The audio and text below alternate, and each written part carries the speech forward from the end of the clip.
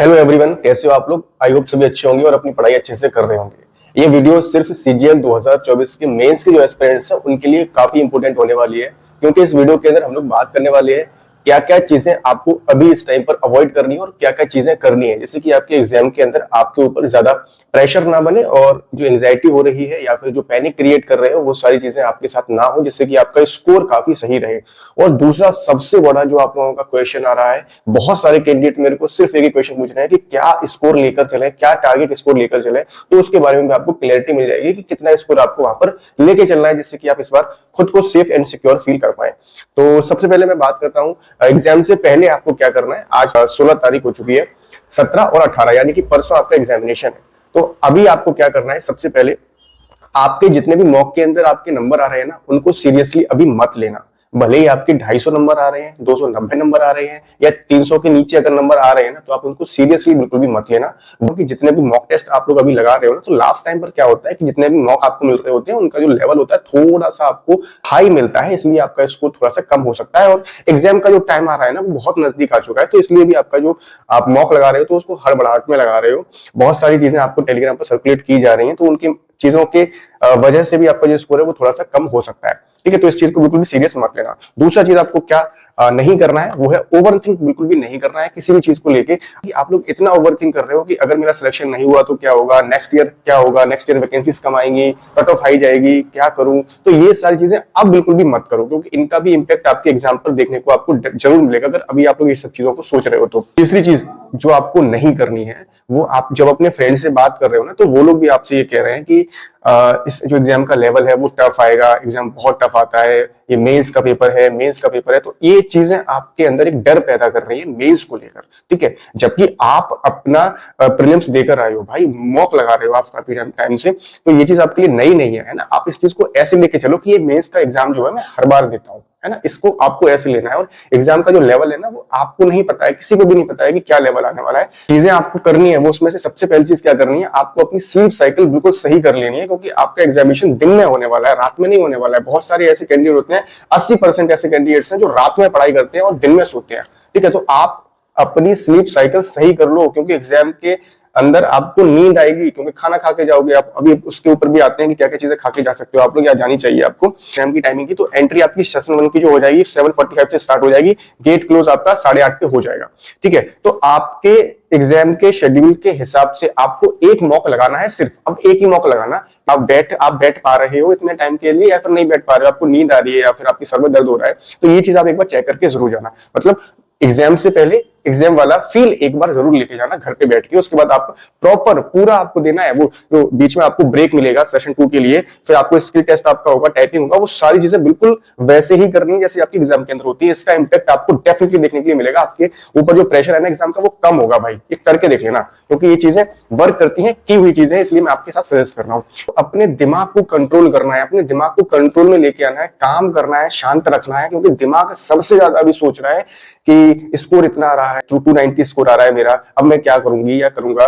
300 के ऊपर तो स्कोर जा ही नहीं रहा है। टारगेट स्कोर तो दिया गया था 320 कम से कम नंबर आना चाहिए था, 330 नंबर आना चाहिए था, 310 नंबर आना चाहिए था, मेरा तो स्कोर आ ही नहीं रहा है। तो ये चीज आपको अपने दिमाग को समझानी है अभी कि भाई तुम जो तैयारी करके जा रहे हो इसी में से पेपर आएगा, और कोई भी ऐसा कैंडिडेट नहीं जिसका 300 ऊपर जा रहा है। ठीक है, मतलब ये आपको अपने आप को समझाना है, दिमाग को शांत करना है। दूसरा, खुद को शांत रखने के लिए आप क्या क्या चीजें कर सकते हो। आप कोई ऐसा म्यूजिक सुन सकते हो जो कि आपके मन को शांति दे। आप भजन सुन सकते हो, भजन बहुत सारे एनर्जेटिक भजन आते हैं, हनुमान जी के भजन आते हैं, शिव भगवान के भजन आते हैं, कृष्णा की बातें। आपको जो भी चीज आपके दिमाग को शांत कर रही हो, चाहे आप पंजाबी म्यूजिक सुनो, हरियाणवी म्यूजिक सुनो, जो भी चीज आपके दिमाग को शांत कर रही है ना, आप उस चीज को अभी करो। ठीक है, जिससे कि आपका दिमाग जो है शांत होगा। म्यूजिक बहुत बड़ी थेरेपी होती है किसी दिमाग को कंट्रोल करने के लिए। आप एक ईयरबड लगा लो, ईयरफोन लगा लो, आंखें बंद करके आप एक बार सुन के देखो, आपका दिमाग काफी शांत हो जाएगा। तो ये चीज आपको करनी है। ठीक है, सबसे इंपॉर्टेंट चीज आपको क्या करनी है, बहुत सारे ऐसे कैंडिडेट्स हैं जो कंप्यूटर को लेके, टाइपिंग को लेके अपने आप के ऊपर ही प्रेशर क्रिएट कर रहे हैं कि कंप्यूटर के अंदर तो 30 नंबर लेके आने हैं, 30 से कम आए तो हम फेल हो जाएंगे। बिल्कुल भी ऐसा नहीं है। एक क्वालिफाइंग रहता है कंप्यूटर, आपको पता है 30% मार्क्स लेके आने, यानी कि सिर्फ आपको 18 नंबर लेके आने यूआर कैटेगरी को, फिर 25% और 20% ऐसे करके आपका पूरा रहता है। ठीक है, पैटर्न के अंदर देख लेना आप लोग, तो वो आपको क्वालिफाई ही करना है। और अगर आप 30 नंबर लेके आते हो, 27 नंबर लेके आते हो, तो आप सभी पोस्ट के लिए एलिजिबल हो जाते हो। बस एक क्वालिफाई करने का रहता है ना, तो वो चीज आपको करनी है। तो टाइपिंग पर भी बहुत ज्यादा फोकस करना है, क्योंकि काफी सारे ऐसे कैंडिडेट्स हैं जो मेरे को मैसेज कर रहे हैं अभी भी कि हमारा टाइपिंग के अंदर बहुत ज्यादा एरर आ रहा है भैया। तो सिर्फ अभी टाइपिंग पर ही फोकस करो, अभी 1 दिन 2 दिन है आपके पास, तो टाइपिंग पर ही फोकस करो प्रॉपरली आप, ठीक है। और एग्जाम के अंदर जब आपका टाइपिंग वाला टेस्ट होता है ना, डीएसटी होता है, तो वहां पर आपको पहले टाइम दिया जाता है थोड़ा कि अपना कीबोर्ड चेक कर लो, तो कीबोर्ड को प्लीज भाई सही से चेक कर लेना। स्पेस बार, शिफ्ट है, एंटर है, एक बैक स्पेस है, और सारी जो कीज है प्रॉपरली वर्क कर रही है या फिर नहीं कर रही है। समटाइम्स क्या होता है कि बहुत ज्यादा स्मूथ कीबोर्ड मिल जाता है, आप थोड़ा सा टच भी करोगे ना तो वो प्रेस हो जाता है, और कई बार ऐसा आपको कीबोर्ड मिल जाता है कि कस के मारोगे उसके अंदर, बहुत तेजी से स्पीड से मारोगे तब वो काम कर रहा होता है। तो ये चीज जरूर ध्यान से आप लोग चेक कर लेना। अभी अगर टाइपिंग के अंदर एरर ज्यादा आ रहा है तो आप सिर्फ टाइपिंग पर ही फोकस करो। एग्जाम के अंदर आपको क्या क्या चीजें करनी है, क्या क्या चीजें अवॉइड करनी है। देखो, पहला सेक्शन आपको मिलने वाला है मैथ्स और रीजनिंग के लिए, आपको 1 घंटा मिलेगा, और सिर्फ सबसे ज्यादा इंपॉर्टेंट यही सेक्शन रहता है, क्योंकि यहाँ पर टाइमिंग की कमी हो जाती है, बहुत सभी लोगों के साथ ऐसा होता है। तो आपको क्या करना है कि आपको कोई एक ऐसा क्वेश्चन वहां पर दिखाई देगा जो कि आपका टॉपिक बहुत अच्छा था और उसी टॉपिक का वो क्वेश्चन आ गया। आपने क्या किया वहां पर, उसको वो टॉपिक जो है वो क्वेश्चन ऐसा हो जाता है कि वो क्वेश्चन आपको फंसाने के लिए दिया गया हो, आपने उसको ले लिया अपने ईगो पर कि भाई ये कैसे नहीं बनेगा, ये तो मेरे को बहुत अच्छे से टॉपिक आता है, तो इसको तो मैं अच्छे से कर ही लूंगा, है ना। तो वो चीज आप ईगो पर मत लेना। अभी मैं बता रहा हूं, ना तो रीजनिंग के अंदर, ना ही क्वांट्स के अंदर, ना ही किसी टॉपिक के अंदर, किसी सेक्शन के अंदर आपको ईगो पर नहीं लेना है किसी भी क्वेश्चन को, क्योंकि अगर आप ईगो पर लोगे तो हो सकता है कि उसमें आप हड़बड़ाहट में ज्यादा टाइम खपा दो, अपना कैलकुलेशन मिस्टेक कर दो, फिर आपका टाइम ही निकल जाएगा, ठीक है। उसको स्किप कर देना। और दूसरी चीज सबसे इंपॉर्टेंट, आपको कोई भी नई टेक्निक नहीं अपनानी है मेंस के अंदर। आपको कई सारे ऐसे एस्पिरेंट मिलेंगे वहां पर कि मेंस के अंदर इस तरह से दिया जाता है, पेपर को ऐसे दिया जाता है, सेक्शन के अंदर दिया जाता है कि पहले मैंने पहला सेक्शन बनाया, दूसरा सेक्शन बनाया, तीसरा सेक्शन बनाया, चौथा सेक्शन बनाया। मतलब मैथ्स के अंदर ही आपको पहले बोल देंगे कि पहले जो हमें सही से क्वेश्चन आ रहे हैं हम उनको करेंगे, फिर जो हमने मार्क एंड रिव्यू करे हैं उनको करेंगे, फिर जो नहीं आ रहे हैं उनके हम तुक्का लगाएंगे। तो ये चीज बिल्कुल भी अवॉइड करना। जो चीज आप मॉक के अंदर अभी फॉलो कर रहे हो, जिस पैटर्न से मॉक को दे रहे हो, बहुत सारे ऐसे कैंडिडेट होते हैं पहले क्वेश्चन से लेकर आखिरी क्वेश्चन तक जाते हैं, फिर उनको जो मार्क एंड रिव्यू किया था उनको करते हैं, ठीक है।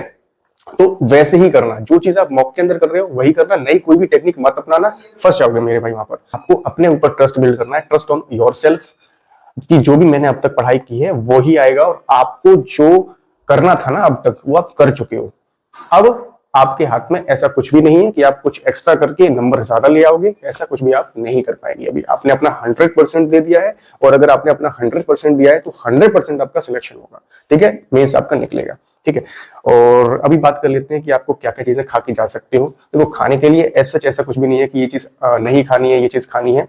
कुछ हैवी खा के मत जाना, जिससे कि आपको वहां पर नींद आए, क्योंकि बहुत सारे ऐसे कैंडिडेट होते हैं जो एग्जाम के अंदर सोचते हैं कि मैं खा के जाता हूं तो फिर मुझे भूख नहीं लगेगी, मेरा दिमाग सही काम करेगा। जो भी आप कंफर्ट जोन जो भी आपका रहता है, बहुत सारे ऐसे भी कैंडिडेट होते हैं जो बिल्कुल खाली पेट एग्जाम को देते हैं, उनको उसी के अंदर कंफर्ट रहता है, उनको कोई प्रेशर फील नहीं होता है कि खाली पेट है या फिर नहीं है। तो वो चीज आपको बिल्कुल करनी है जो चीज आप करते हैं, ठीक है। और पानी कम से कम ही पीना एग्जाम के अंदर, क्योंकि पानी पियोगे तो आपको वॉशरूम जाना पड़ेगा, वॉशरूम जाओगे तो आपका टाइम वेस्ट होगा, ठीक है। वाटर बोतल अपनी एक लेके जाना, थोड़ा थोड़ा पानी लेते रहना। और ऐसा कर सकते हो जिन लोगों को नींद वगैरह आ जाती है तो आप कोई भी एनर्जी ड्रिंक ले सकते हो वहां पर, ठीक है, जैसे रेड बुल है और भी कई सारी आपकी आती है एनर्जी ड्रिंक, तो उनको आप ले सकते हो।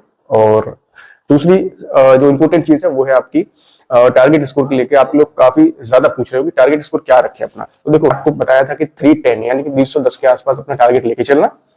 जितना भी स्कोर आप कर सकते हो, जितना मैक्सिमम आप एफिशिएंसी के साथ में स्कोर कर सकते हो उतना करके आना, ठीक है। 100% आपका सिलेक्शन होगा। और ऐसे भी कई सारे कैंडिडेट है जो कह रहे हैं कि 18 तारीख को हमारा पेपर, हमारा 20 तारीख को पेपर है, तो 20 तारीख वालों को एनालिसिस मिल जाएगी, 18 तारीख वाले की कितना कैसा कैसा पेपर आया तो उनका नंबर अच्छा आ जाएगा। तो मेरी उन सभी लोगों से रिक्वेस्ट है जो भी एनालिसिस कराते हैं या करते हैं, पेपर वगैरह भी सर्कुलेट कर देते हैं टेलीग्राम पर, तो वो सारे टीचर्स या वो सारे क्रिएटर्स ऐसा बिल्कुल भी ना करें। आप बातचीत कर सकते हो कैंडिडेट से, बट ऐसा बिल्कुल भी मत करना, क्योंकि ये तो वैसे ही पहले से नोटिस आ रखा है, ठीक है, आपके ऊपर लीगल एक्शन हो सकता है। तो ये चीज बिल्कुल भी नहीं होगी। और जिनका 20 तारीख को पेपर है, जिनका 18 तारीख को पेपर है, 20 तारीख को टफ पेपर आएगा, 18 तारीख को टफ पेपर आएगा, तो वो नॉर्मलाइजेशन जो आपका होता है ना, उससे उनको नॉर्मलाइज किया जाता है, ठीक है। तो टेंशन बिल्कुल भी नहीं लेना है। आपको अपने सेंटर पर 7:45 से आपकी एंट्री स्टार्ट हो रही है, तो आप 7 बजे तक पहुंच जाना, ज्यादा से ज्यादा 7:30 तक पहुंच ही जाना, ठीक है। तो एक पॉजिटिव आपके अंदर एनर्जी रहती है। उम्मीद करते हैं आपको चीजें सारी की सारी समझ में आ गई होंगी। मैंने जितने भी इंपॉर्टेंट पॉइंट्स थे सारे के सारे डिस्कस कर लिए हैं, सारी नोट कर लिए थे प्रॉपर, काफी टाइम से मैं इस पर सारी चीजें कर रहा था। ठीक है, तो उम्मीद करते हैं सारी चीजें आपको समझ में आई होंगी। किसी भी तरह का अभी भी कोई भी डाउट है तो आप मुझसे पूछ सकते हो, इंस्टाग्राम पर मैसेज कर देना, वहां पर मैं आपको तुरंत से रिप्लाई कर दूंगा, फॉलो करके मैसेज करना। ठीक है, और कमेंट सेक्शन तो आपके लिए खुला हुआ है। मिलते हैं नेक्स्ट वीडियो में एक नई इन्फॉर्मेशन। जय हिंद, वंदे मातरम।